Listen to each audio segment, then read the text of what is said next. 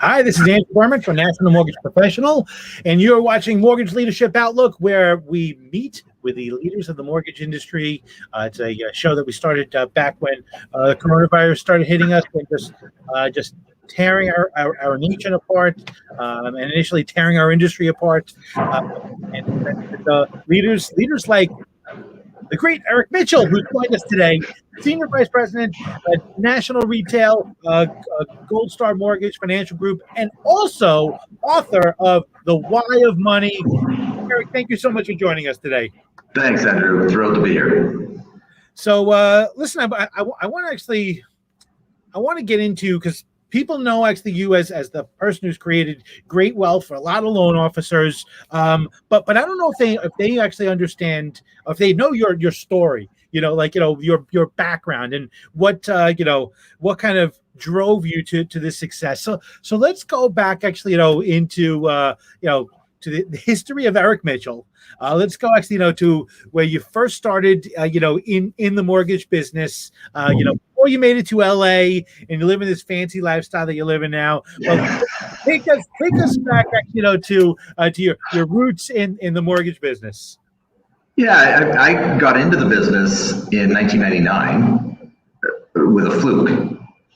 I was born and raised in Canada, and when I moved to the United States, I was starting a totally different business, and a bank broke a promise to me. And so, being from Canada, I didn't understand that. What? What do you mean banks are privately owned? What do you mean they get to choose? What? And so I started investigating, just out of curiosity, how the American banking system worked. And what I saw was an amazing opportunity to help people. And I got into business in 1999. And just, out of fluke, right, out of just dumb luck, I hit right when everything was going up with residential mortgages. And so I rode that wave in Minnesota from 1999 all the way through 2007. It was really interesting to me because in December, I remember it so vividly, December 2006 was probably the biggest month of my life. I made more money than I ever dreamed of in a 30-day span. It was just crazy to me that any one person could earn that level of income. And so, I felt invincible. I was on top of the world. It was, oh my God, Shangri-La. And then 30 days later, January 2007, a website caught my attention, implodometer.com. You remember? Oh, yeah. Got my attention, January 2007, right? And I started seeing names on that list that shouldn't be on that list. It's like, wait a second, something's happening. I need to understand this. It's your subprime. Remember that? That was the first thing actually we heard about the implodometer. We're like, okay, don't worry about it. That's just going to be subprime, right? So for my closest friends, they know me. When somebody says don't worry, that's when I start worrying. And so I started reading and investigating, right? Mortgage-backed securities, what does this mean? What's going on? Credit default swaps. As I go, oh, wait a second. Yeah, no, this is bad. And so in January 2007, I made a decision. Well, let me back up. I want to give you the premise for the decision. So being raised in Canada, one of my childhood heroes is Wayne Gretzky, right? Yep. You're in Canada, you love Wayne Gretzky. Of course. And so he was asked, what makes you the greatest ever? And he was famously quoted as saying, everybody else skates to where the puck is, I skate to where the puck's going to be. Yeah. Right. And so I look at that philosophy, and I that's one of my philosophies that I try and live at. Where's the puck going? How do I get there first? And so I looked at it and said, well, the puck is going to a really bad place, and I need to get in front of this. And so I started trying to sell my company. Luckily, third week of July 2007, I consummated the sale to First Tennessee Bank, bought everything, lock, stock, and barrel, wrote me a check. I ran to the bank as fast as I could, right? Deposited the check. Good. 3 weeks later, second week of August, First Magnus, which is who I was initially attached to, went under in a day, right? Funding $2 billion a month, and they went under in one business day. The whole company shut down. And that was the beginning of the end, right? First Magnus going under, then Lehman Brothers, right? It was just domino effect from that moment on. Yeah. But I got out 3 weeks in advance, right? Because of that philosophy of I'm going to where the puck is going to be. Yeah. And so, you know, I had some great opportunities. I ended up moving to Los Angeles, and I've been here since 2007 on kind of that next wave. So why Los Angeles? What made you say, you know, I'm going to move to Los Angeles from beautiful, sunny Minnesota? Yeah, Minnesota's a beautiful place with beautiful people. It has snow. Yeah. And I didn't want to live in the snow anymore. I mean, I was born and raised in Saskatchewan, Canada. I used to joke that I was the only person I knew who moved to Minnesota for the warmer weather and the lower taxes. And I said, you know what, I just don't want to be in the snow anymore. And so I moved to Los Angeles, you know, just to have that California life of, you know, not having to deal with it anymore. Yep. All right. So you moved to LA. What's the plan? Like here you are, you're in LA. The mortgage industry is crumbling around you. You know, so that wasn't that. So I'd love to tell you that all of my strategies work perfectly. No, they don't. So a good mutual friend of ours, Kai McBride, he was a really good friend of mine. He was with First Magnus. He unfortunately went down with the ship. And so I said, look, I'm thinking about moving to Los Angeles. You know, what do you think about us partnering up? And he's like, oh my God, yes, let's do it. And so initially it was Kai and I partnering together to build a production team. I got here, it was like September 2007. He had already pre-planned a family vacation to Vietnam. That's his heritage. He'd never been. Big family trip to Vietnam. And so it's like, great, you know, it's pre-planned, it's all good. So he went. It's now November 2007. And he came back and he said, Eric, I got some good news and I got some bad news. You know, it's rarely going to be good for me, but okay, what do you got going on? He says, well, the good news is I had an amazing trip and I found myself and I feel very centered. The bad news is I don't want to originate mortgages anymore. I was like, yeah. He goes, yep, I know what I'm saying. And I was like, okay, well, first of all, I appreciate the transparency. We're good friends. Let's figure this out. We unwound. I ended up going to Prospect Mortgage, which was Metro Cities, which in California, they had a really dominant force with something called joint ventures, right? Affiliated business arrangements, joint ventures with real estate companies. There was an opportunity there to get in bed with some of their joint ventures. I ended up creating a short sale joint venture division inside Prospect Mortgage. It was a good time to do that. It was a really good time to do that. Yeah. And then I got an offer from a local independent mortgage bank that wanted to grow aggressively, and they saw what I was doing with joint ventures. And so they made me an offer, one of those offers you can't refuse. It's like, oh, well, that's a dream offer. And so I left Prospect Mortgage to build out the division. So that was January 2010 is when I left Prospect Mortgage. Okay. So I've now moved to an independent mortgage bank to build them out based on joint ventures and replicating that model. 30 days later, swear to God, man, you can't make this up. 30 days later, a friend of mine at Prospect Mortgage calls me and says, I think we're in trouble. I said, what? What do you mean you think you're in trouble? He said, and she said, HUD auditors just walked into our corporate office in Sherman Oaks, and I think we're in trouble. I was like, when you say trouble, I don't know what that means. Like, I don't know. Let me get back to you. And 2 days later, HUD issued a memo saying that anybody they find doing string LLCs with joint ventures in any way, shape, or form, that we will automatically revoke your HUD license. Right. It's like, wait a second. I Hey, just, you didn't Wayne Gretzky that one, that's for sure. who predicted HUD was going to walk in and do an audit unbeknownst, right? Like I didn't see a puck coming. Who saw a puck coming? There was no puck. It was just an explosion. There's the puck. Yeah. And so I had to pivot, and luckily, right in that moment, I had gone to a local seminar put on by a realtor coaching. Before you get off that, like during that time, so here you are, like you managed to, like, in 2010, it was not an easy time in the mortgage business. I mean, so Safe Act's coming out, so now everyone's got to get licensed. A lot of loan officers are saying, "I'm just getting out of this," or going to work for Wells. Like, was there a point where you said to yourself, maybe it's time to get out of this? Like, was there a point actually where you were like, all right, listen, man, this is not working out? Did that ever cross your mind? I mean, I would be lying to you if I didn't tell you that there weren't some bad days.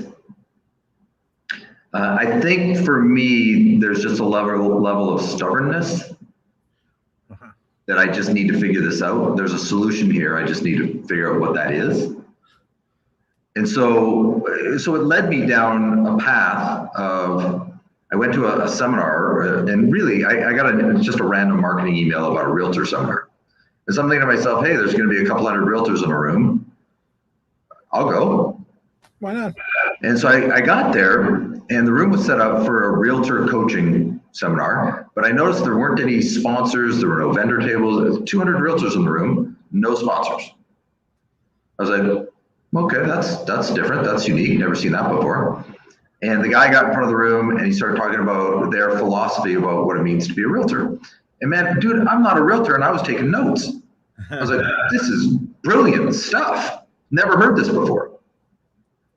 And so the seminar was 3 hours long. And at the end, there was a call to action. There were some specific activities, and it was really, really done well.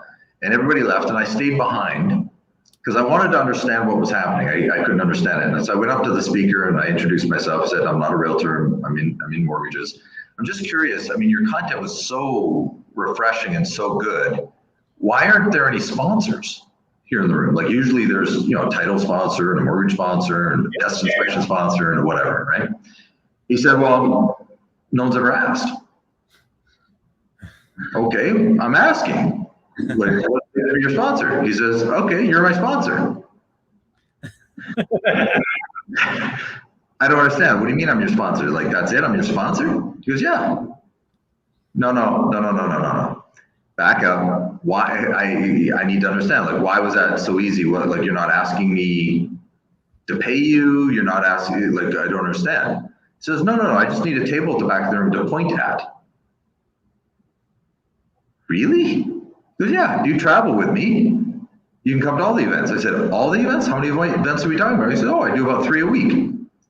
3 a week? Where? He says, all over California.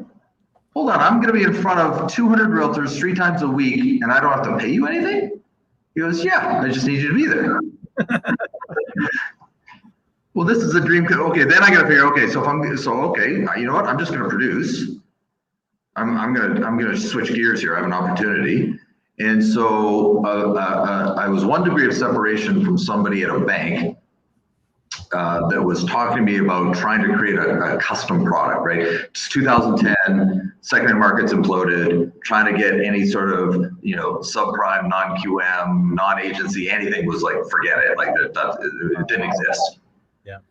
And so I made a call and I said, if I wrote guidelines for you for a stated income mortgage, what kind of appetite would you have for that? They said, well, what do you mean stated income? I mean stated income. I mean, so at the time it was capped at 70% loan to value, purchase or rate and term refinance only, right? No cash out, 70% LTV max loan amount was $1 million, right? And so I wrote these guidelines for them. They signed off on it and they said the most we'll fund is probably 30 to 40 units a month. That's the most we'll do. I said, no problem. That's a good number for me. And so I went on the road, and for the first 2 years, I stood in front of a room 3 times a week in front of 200 realtors and said, I have stated income. Here's the guidelines in front of you. Who wants it? Wow. Right. Dude. And I was writing loans like crazy. Yeah. And so, fast forward to 2014, I started focusing on building production teams, built out the company. We were doing, probably 100 to 150 million a month, give or take. And so it was a good run. At the time, I was trying to get married, right? We were trying to talk about what does it mean to get married, what does it mean to start a family, and the travel, the hours, not conducive, right? I was on the road all week long, nonstop. Sure. So I started looking at, is there another way for me to transition to not do this, what I'm doing right now? And so I got an offer, and one of those offers you can't refuse, from another independent mortgage bank. Hey, we want you to bring that whole model over here. I did as much due diligence as I could. Turns out I didn't do enough. They broke promises like crazy. So I floundered for probably a good 9 months, and then had an interview with Gold Star Mortgage, and I interviewed them and said, I need to understand your value propositions. I need to understand what you're doing in the marketplace, and saw what they're doing and realized that they had something that, it was funny, in my brain, they didn't realize what they had, right? They talked about it so passively. It's like, wait a second, I've never heard of that before. Wait, don't brush off that. I need to go deep on that. What? How does that work? And so, so it ended up being February 2015. I ended up at Gold Star, and we were about 20 branches then. We're about 55, coming up on 60 branches now. We did $3 billion last year, and it's been a great ride. All right. So, listen, one of the things actually that you're very well known for is helping loan officers, go from from being just good loan officers, do decent business, that are just basically average, to going great. Just basically, we're doing a webinar specifically on, this system that you've created to help loan officers earn $1 million or more a year. When did this system get developed? I mean, was this a system that you developed, back actually, when you were in Minnesota? Was this something, that happened later on? Talk to us about actually, how you are able to get loan officers to go from good to great. So there's a list of things that I'm good at, and it's a small list. It's a very small list of things that I'm good at, right? There's a very big list of things I'm not good at, and so I try not to focus energy on that. But one of the things that I'm good at is quantifying algorithms, quantifying steps. Step 1, step 2, step 3, step 4, step 5. What do I do in what sequence? And so when I was in Minnesota originating, and if you Google me on YouTube, you can see some videos about things that I did to create systems with my team in Minnesota. When I started building systems within the realtor coaching program, right, I was partnering with the #1 RE/MAX agent in the world, right? The guy was doing 500 transactions a year, 15 years in a row, based on a specific system. When I came to Gold Star Mortgage, our CEO was the #1 loan officer in America, 150 loans a month, personal production based on a system. Yeah, it's crazy. And when I heard that, right, I dismissed it and said he took credit for a call center. Don't sit there with a straight face and tell me he closed 150 loans a month, personal production. That's a call center, and there's nothing you're going to do to convince me otherwise. And then when I met him and he showed me the system, I was like, oh, wait a second. I didn't know what I didn't know. No one's ever shown me that before.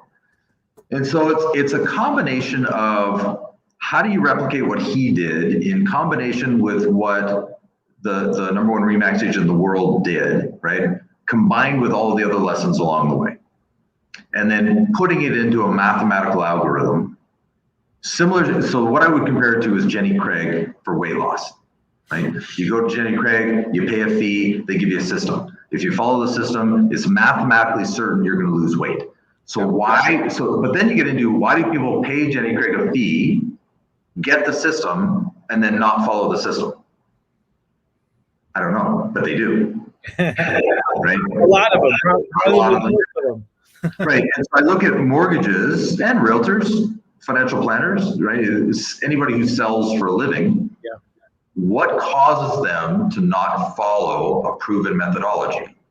Right? If there's a proven method, then, and I sit in front of loan officers all the time and I say, okay, so have I shown you the step-by-step process? And they'll say, yes, I have a clear understanding. Great. And then 30 days later, okay, did you implement step one? You had 30 days, right? We talked about what it takes to implement step one. Did you do step one? No. Okay, why didn't you do step one? So, well, Eric, you got to understand how busy I am. Eric, you got to understand my kids and my wife and my dog ate my homework and and all this stuff comes up about all the reasons, the story as to why they didn't do that. And so I was like, okay, so what has to happen for you to make this a priority? And so that flows into the book, right? The Why of Money. So I wrote a book. I got a publisher to agree that it was worth publishing. Yeah, I see that at the bottom. And so what I wanted to do was quantify why I see salespeople self-sabotage. Is because they don't understand why they want the money. So if I said to somebody, and I know how much money somebody makes based on the language they use, right? I studied something for 10 years called neuro-linguistic programming, and I became master certified. And so I can listen to language, and I can listen to the words you're choosing, and just based on the words you're choosing, I know how much money you make. So, and it's really fascinating when people say, okay, well, let's talk for 5 minutes, and then you tell me, and then we talk, and then I say, okay, here's how much money. It's like, oh my God, how'd you? It's like, yeah, it's very predictable. And so I'll give you examples. You want some examples? Yeah, for sure. So if I meet a realtor and they say to me, hey, Eric, do you guys do stated income? You're broke. I got it. You're broke. You're broke and you broke. You're so broke. You make broke people look bad. That's how broke you are. And so people say, well, why is that? Like, why do you say, if somebody asks you about state income, they're broke, what do you mean? So it's not that they asked me about state income, it's that they asked me about a product. They asked me about a socially acceptable question that they know to ask because they don't know what else to ask. A realtor who's producing at a high level already knows the product's not relevant. What they're going to ask me about is my system, my team building, my scalability. What CRM do I use? What do you do for follow-up? If I send you 5, 6, 7 loans a month, you're going to implode. How are you going to scale your team to deal with the volume I'm going to send you? Now I'm talking to a player. Yeah. Now I'm talking to a baller. Now it's a completely different conversation, right? And the same applies to the mortgage side of things, right? If a loan officer calls me and says, hey, I heard good things about you. Do you guys do stated income loans? And there we go, right? There's the same. You're asking me the fact that you're asking me that in your first 5 questions tells me you're not closing any loans if that's your priority. And that doesn't make you a bad person. I'm not judging you personally, right? I'm just talking about your income. Yeah. That's all I'm talking about. And so trying to help people understand where to change their focus. So if my focus is this, I'm going to get this result. Okay, that's predictable. So now, if I focus on something else, I'll get a different result. That's great. What do I need to focus on? The comparison I give is I made a deal with my girlfriend. Hopefully, men out there, you can relate to this. I made a deal with my girlfriend. I said, if I do something that bothers you, you don't get to tell me what bothers you. What you do get is to tell me what the replacement behavior is. Right? If you say, give me an example of how this has worked with your girlfriend. I want to know actually, so let's get out of the mortgage world. Let's go into the Eric Mitchell world.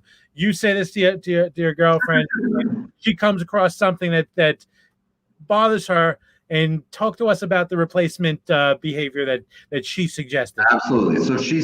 So I'm in San Diego right now, and we checked in. She came with me. We checked in the hotel, and I walk into the room, and she said, I hate it when you walk into the hotel room with your shoes on. I was like, okay, what's the replacement behavior, please? She said, when you walk in the hotel room, I would like it if you take your shoes off right at the door. Because I don't want you tracking in dirt. I'm going to walk around here barefoot. I would rather you just take your shoes off at the door. Oh, so the replacement behavior is take my shoes off at the door. Yes. Great. Okay. That makes sense. No problem. I have a replacement behavior, right? And then I'm fine. I'm very comfortable. I'm amiable. Blessings. That makes her happy. All I have to do is take my, because as a man, and tell me if I'm wrong, Andrew, the only thing we want is peace. Yes. I don't want to be in trouble. Tell me what it is that I'm not in trouble. Yep. Right? So solutions and peace and quiet. Yeah. Yeah. And so what I try and help loan officers understand is if your focus is this, whatever this is, right, is getting this result, whatever result you're getting. I'm closing 5 loans a month. I'm closing 7 loans a month. I'm closing 2 loans a month, whatever that is, right? You have a belief system that says my daily activity should be this, which gets this result. Okay, so that's the focus. Yeah. So if we're going to change your focus to get a different result, change it to what? And so the purpose of the book was to give them the new focus. And so after talking to, oh my goodness gracious, hundreds if not thousands of self-made millionaires, I discovered a pattern. Right, and feel free to test the pattern, Andrew. Like, I love it when people test it. So here's the equation that I got to. Okay. I asked this question: why do you do what you do? Right, you're making millions of dollars. You don't need millions of dollars.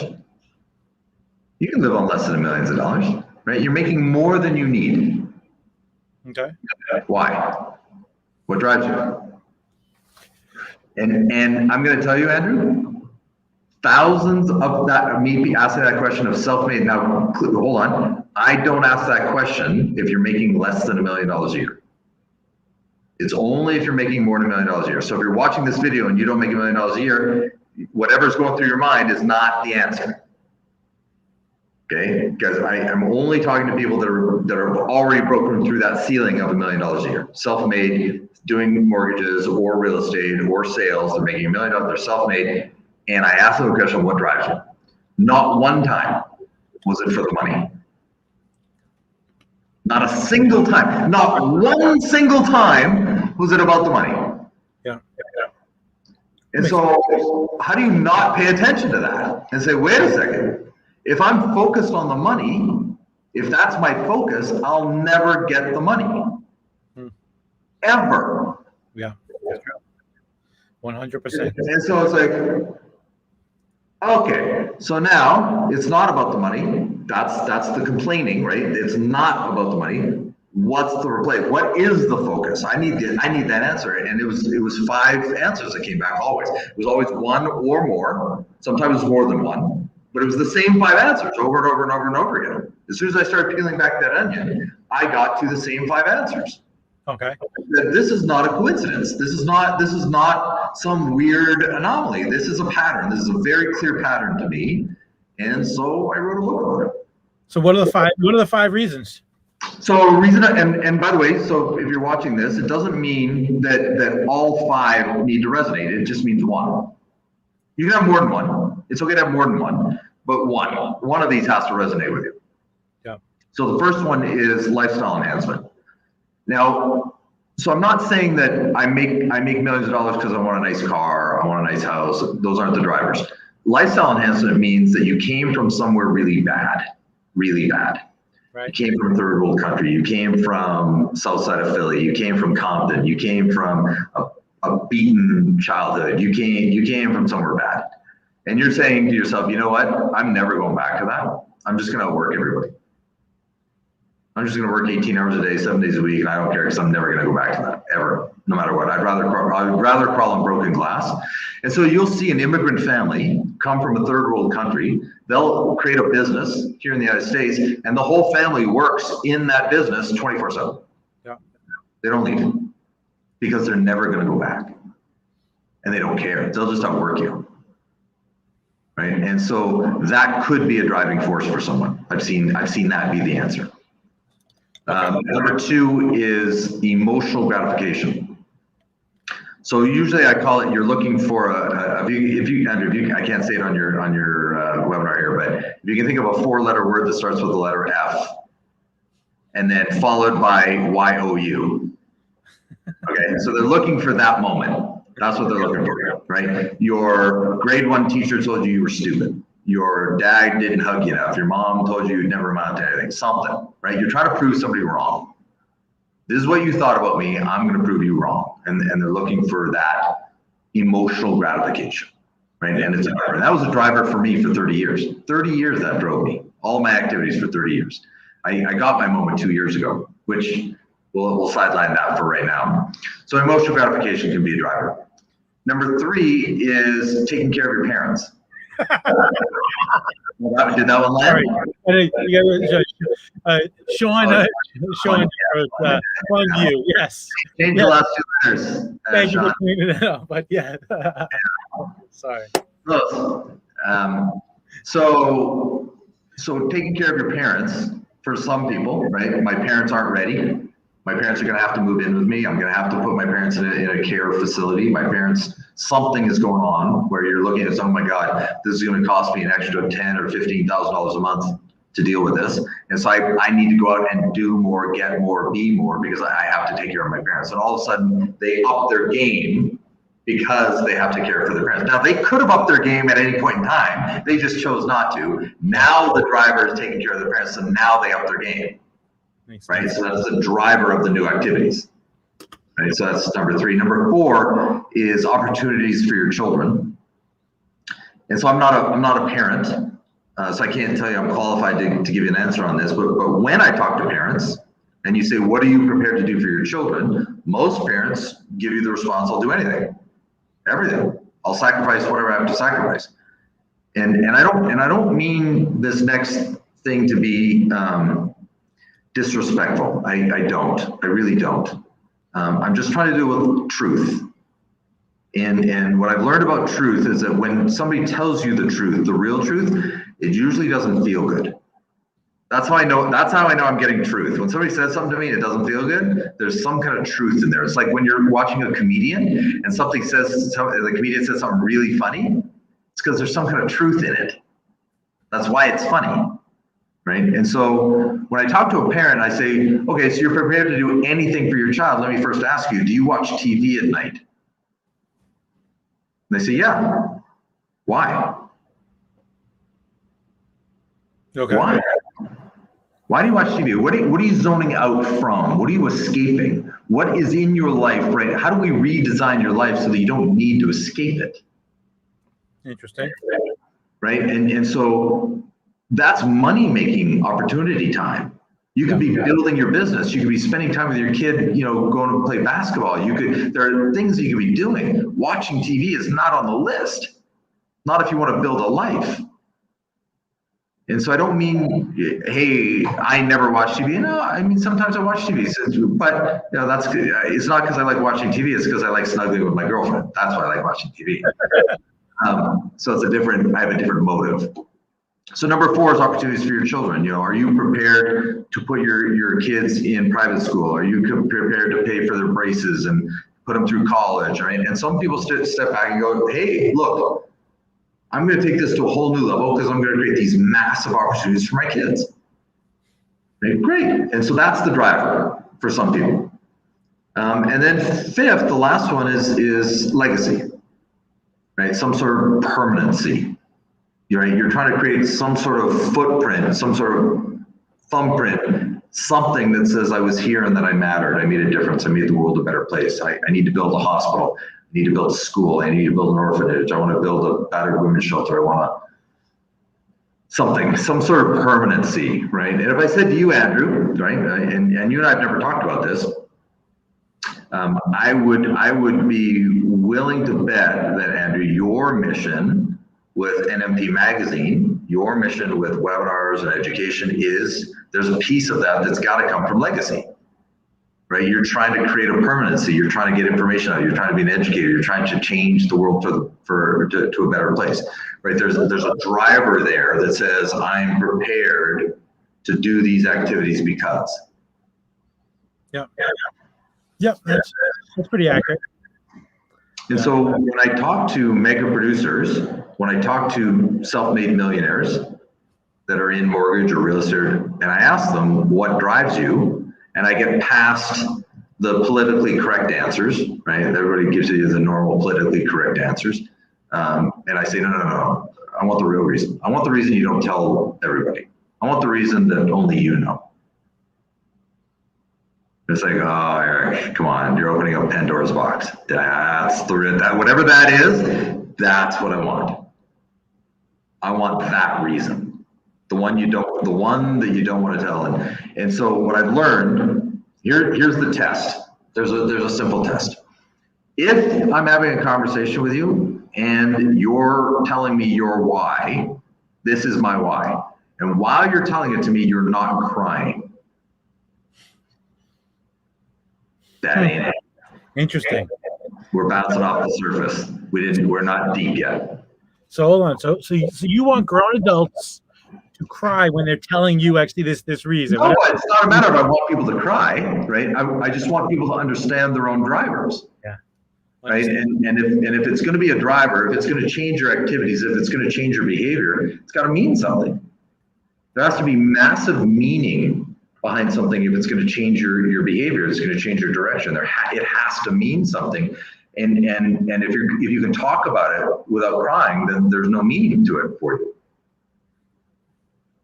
Oh. So listen, we're gonna do a deeper dive into that kind of mindset. Going to specifically go into the activities. I'm looking forward to this on this webinar that we have coming up. We're going to actually, really dig into it. And Eric's going to share the secret sauce with $1,000 bet that if someone actually listens to everything you say and just follows this system, does this like paint by number approach, they're going to earn $1 million or more next year. Next 12 months. So it's a step-by-step process. So there's a very specific, just like Jenny Craig, right? Here's a step-by-step methodology. And the methodology is not make 50 cold calls a day. Oh God, kill me, shoot me in the head. I'm not gonna do it, right? I'm not gonna tell you to go door knocking. Here's the secret, go door knocking. No, I'm not, no. That's too much work, it's too painful, rejection's too much. That doesn't interest me, right? It's not about cold calling, it's not about door knocking. It's about understanding technology. Really understanding it, not saying I understand. Well, I understand technology because I use a smartphone. No, that is not what I'm talking about. I understand technology because I use a CRM. No, that's not what I'm talking about. That's not the reference point anymore, right? It is 2021, and I would say that fintech, financial technology, is radically changing the way we're all doing business. Whether you think it is or isn't, it is. Yeah. And so you either can skate to where the puck is and get in front of fintech, right? Or you're going to get body checked into the boards and your career's over. Because it's coming hard. If you remember what was that hockey movie with Paul Newman, the Simpson brothers or the Hanson brothers? Do you remember that movie? Slapstick or Slapshot, something like that. Yeah. They were Hanson brothers. They're coming and they're going to check you into the boards, and it's not going to feel good to your career if you don't get in front of fintech. So, you made this crazy statement. I wrote it down here that like 70% of loan officers are going to get wiped out. Yeah, the next 5 to 7 years. So the next 5 to 7 years. So, give me, and I want to kind of wrap this up with this, because I want to understand the persona of the loan officer that is doomed and the persona of the loan officer that is going to thrive and is going to actually just has a permanent place in this business. So give me an idea of who's going to be fail. There's going to be that 70%, and give me who's that 30%. So the 70% loan officer that's just not going to make it is the loan officer that's trained to do what everybody's trained to do. Yeah. Right. Hey, realtor, I'm a great loan officer, great rates, and I've been in the business 10 years, and I'll always close your deals on time. And here's my cell phone number, and always accessible. And I'm going to help you with your open houses, and I'm going to help you build your business because I really care about my clients. And if you send me send me a referral, I'll earn your business for life. That's the loan officer that's not going to make it. Now, did they make a lot of money in 2020? Yes. Are they going to make a lot of money in 2021? Probably. Yeah, they could still. Probably. Yeah. 2022, 2023, 2024, 2025. You need to understand what fintech is doing right now behind the scenes. And there are options that are available right now that any loan officer can plug into. Right? Any loan officer in America, there are very specific systems you can just plug into one day, up, running, and you are a fintech company. They're just not aware, right? It's they don't know what they don't know.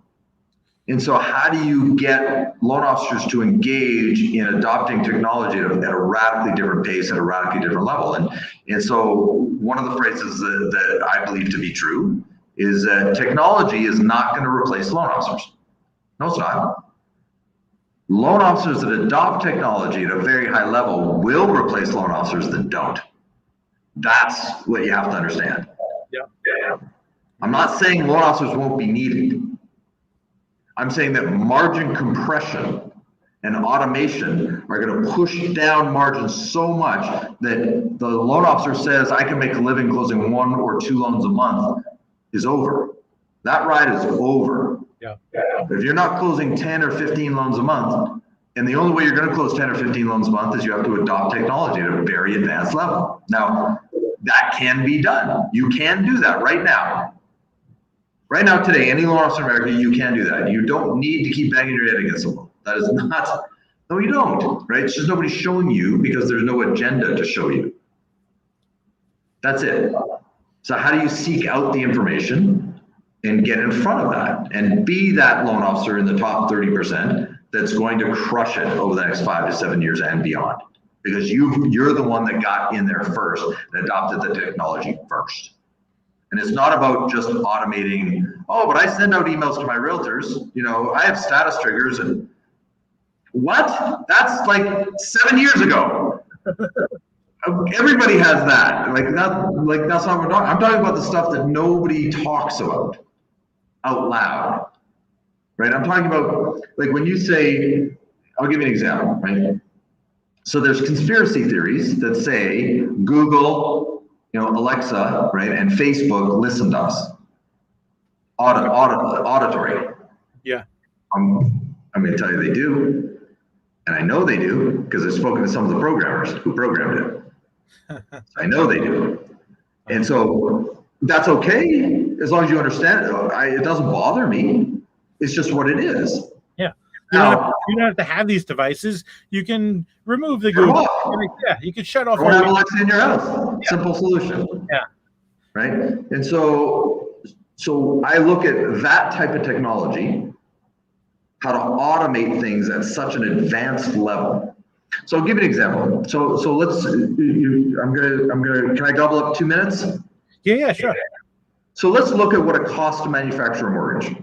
Okay. Right. So when you look at getting a mortgage sold to Fannie Mae, right? So you've got, you know, hedge funds hedging the market. You've got secondary investors. You've got a whole secondary market. You've got whatever that is.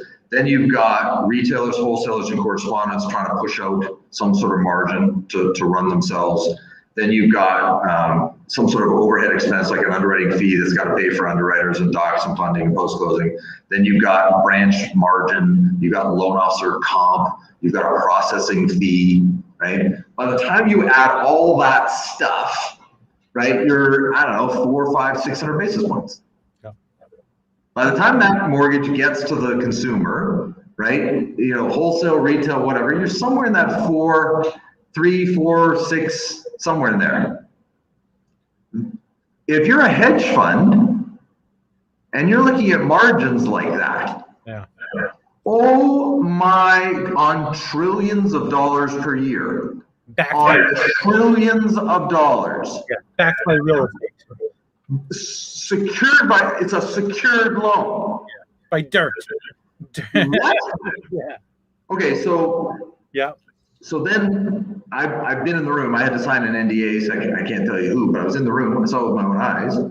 I watched a mortgage get originated on a website. It was a family member of somebody in the room, right? They wanted to refinance their house, and so they just waited until they could beta test it. They went onto this website. They put in their information. The website automatically pulled their credit, automatically ran DU, automatically did day one certainty, pulled all the documents, pulled instant title, appraisal waiver, cleared conditions, software, cleared conditions, file went to docs, not a human touched it. Not a human touched it, Andrew, not a person. Yeah. So if you take out LO comp, you take out branch margin, you take out a processing fee, you take out an underwriting fee, and you eliminate that. You tell me what rate you're now charging a consumer on a website. I'm at 1.75% on an FHA loan today. 1.75%.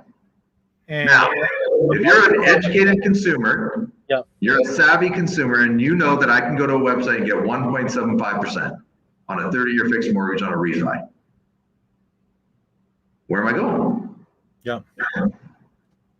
And okay, it's coming. Yeah.